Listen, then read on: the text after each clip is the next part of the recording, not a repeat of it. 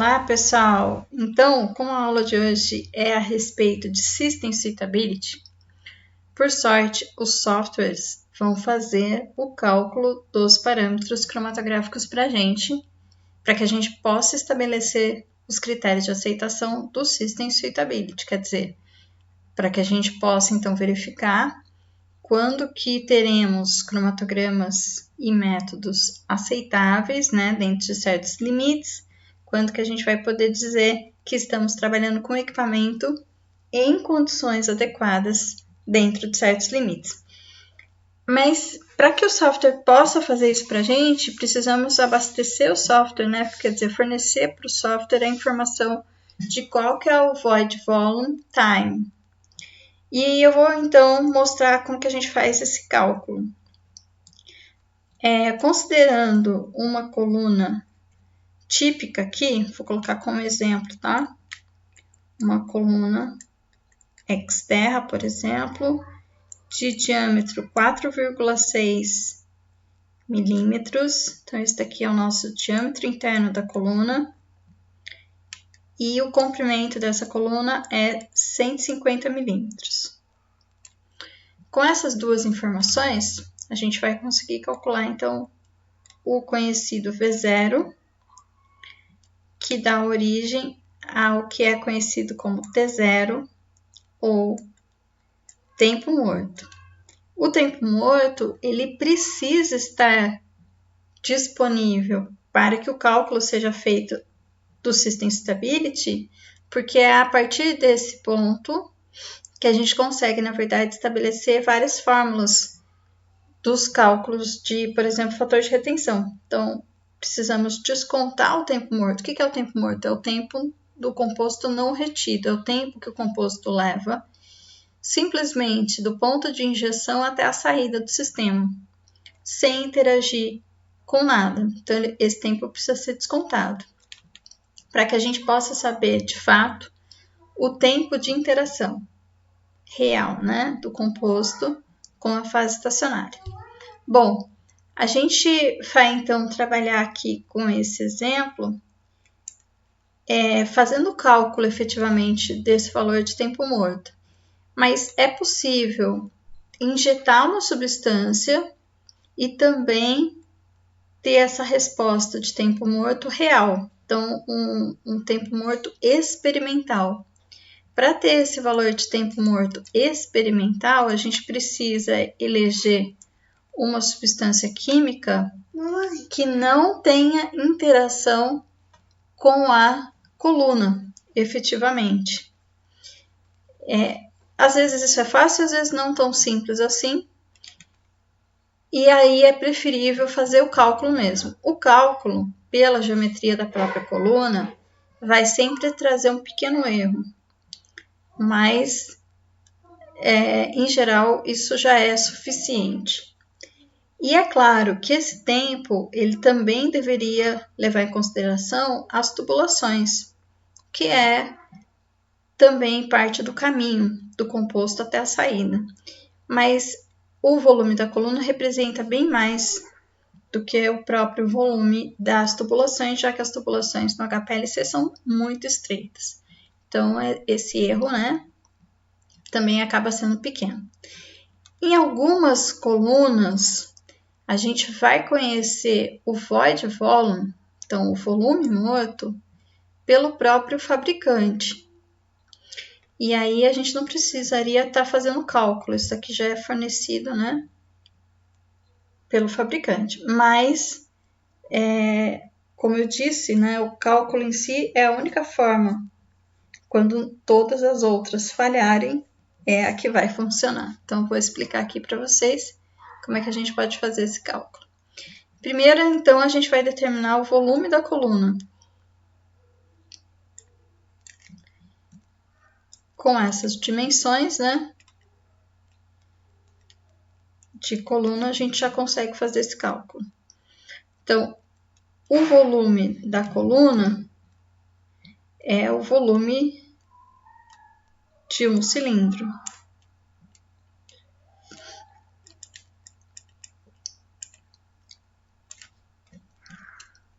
E assim, ele vai ser calculado como πr² vezes o comprimento. Então, eu vou colocar aqui π. No caso desse nosso exemplo aqui, o diâmetro é 4,6. Para a gente ter o raio, eu vou precisar dividir por 2. E aí sim, vou elevá-lo ao quadrado. O comprimento aqui vai ser de 150. Então, vou fazer essa conta, né? Na calculadora.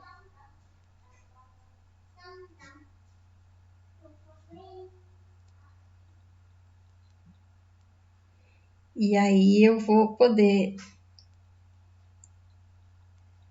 obter aí o valor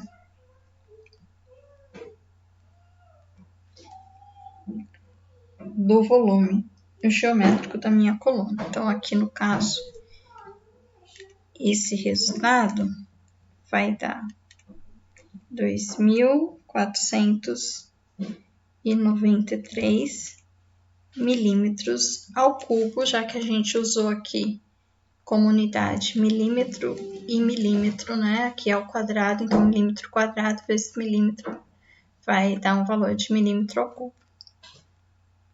Portanto,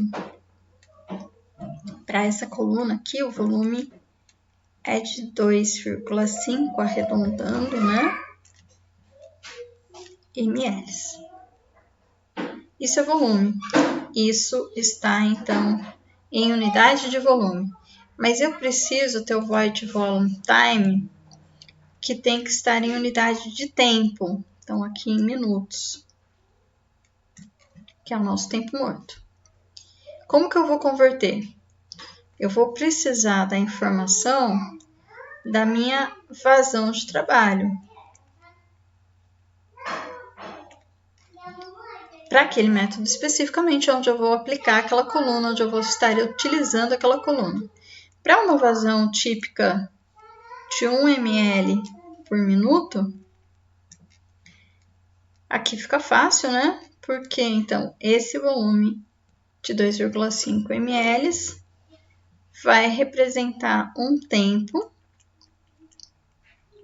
de 2,5 minutos. Ok? Então, aqui, rapidamente, a gente consegue saber o que seria o nosso tempo morto. Lembrando que esse, na verdade, é o cálculo pela geometria da coluna. Temos um erro aqui, porque representa o caminho, né, por onde esse nosso analito vai passar sem interagir. Mas essa coluna, de fato, não está vazia. Ela está preenchida com a fase estacionária. Ok?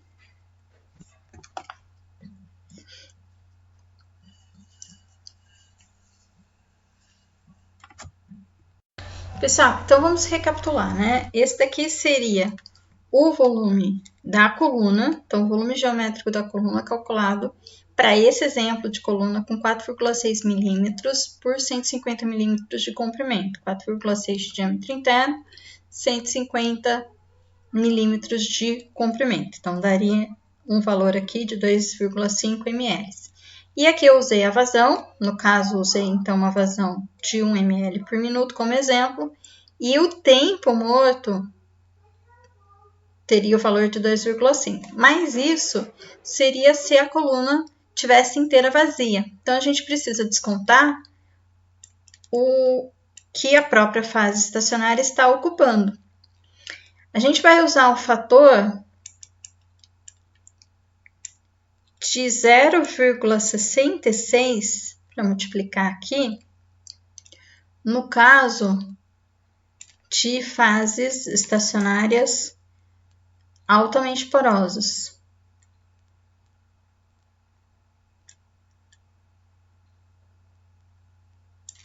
E vai usar o fator de 0,49 para a fase estacionária só superficialmente porosa.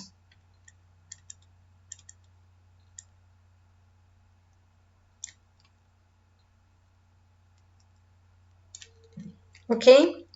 E aí a gente vai estar multiplicando. Então, vamos colocar aqui como que fica no geral.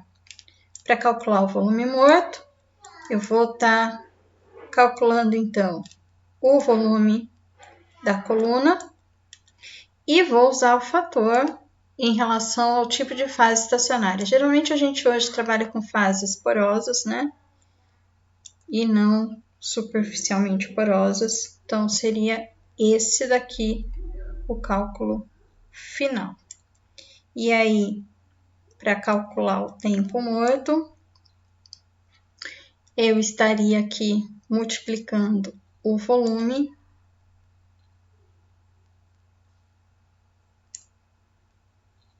pela vazão. Tá bom?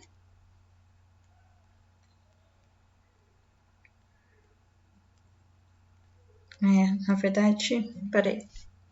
Na verdade, ficou errado aqui, ó. Não é multiplicando, tá? Deixa eu corrigir aqui. Estaria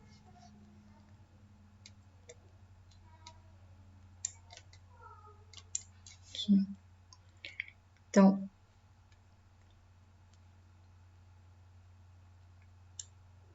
dividido pela vazão. Como a nossa vazão é 1, né? Aqui nesse caso em particular ficou a mesma coisa.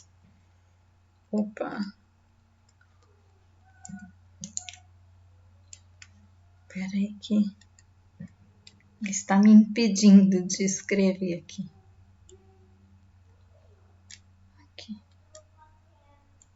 Pronto. Então, esse daqui seria o cálculo final. Já corrigido, né? Para o nosso tempo morto. Ok? Então, para essa fase estacionária altamente porosa, na verdade, esse volume aqui morto para essa coluna que eu tinha colocado no meu exemplo daria 1,65 ml. E se eu estivesse trabalhando com uma coluna, então, parcialmente porosa, né? Ou porosa somente na superfície, onde o fator de correção é 0,49, o volume daria 1,23 ml. Ok? Então, esse daqui, volume morto. No caso de uma vazão de 1 ml por minuto, então o tempo morto, aqui no caso, 1,65 minutos. Tá bom? Então, sem injetar uma substância não retida, a gente pode fazer o cálculo do volume, do void volume time, dessa forma, pela geometria da própria coluna, usando esse fator de correção. Tá bom?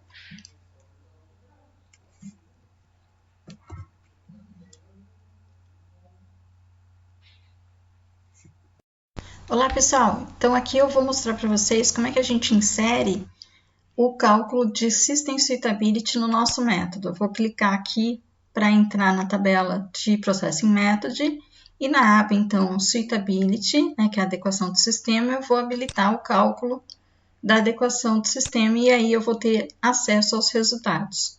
Para que isso funcione adequadamente, eu devo, então, inserir o Void Volume Time, que é aquele tempo morto da nossa coluna.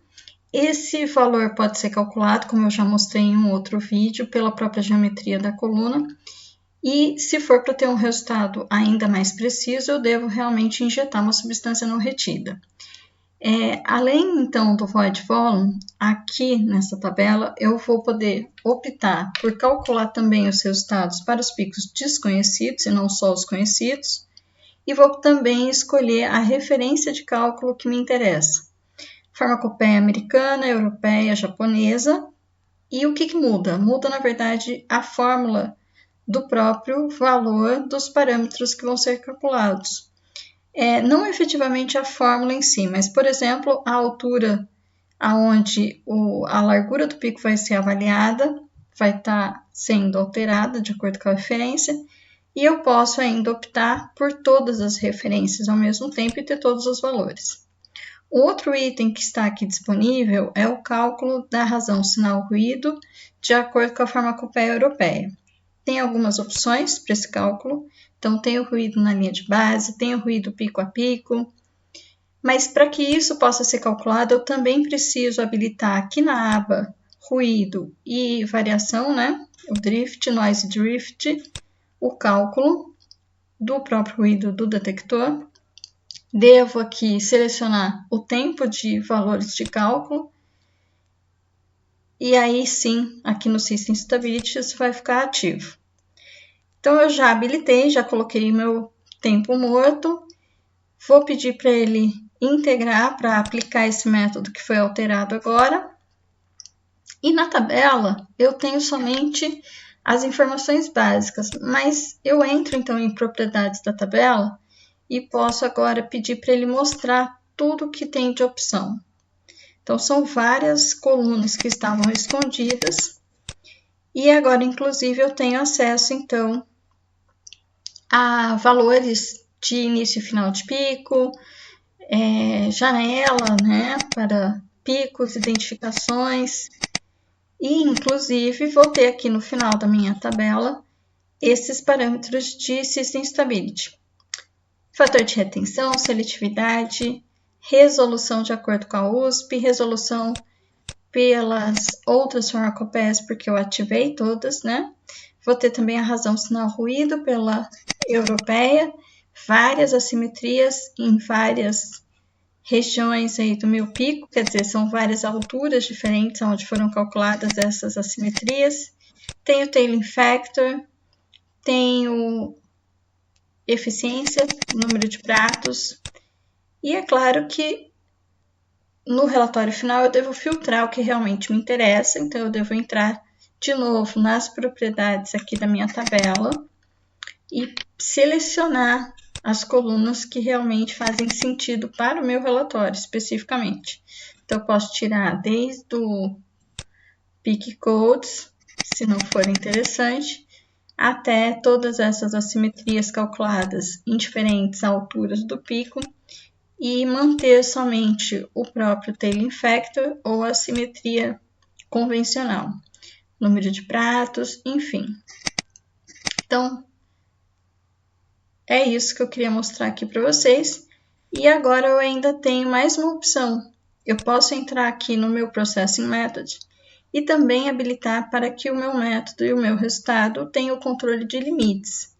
Então, na aba Limites, eu posso tanto selecionar limites de impurezas, limites de tempo de retenção, de variações, e é claro que os limites do System Stability também estão aqui.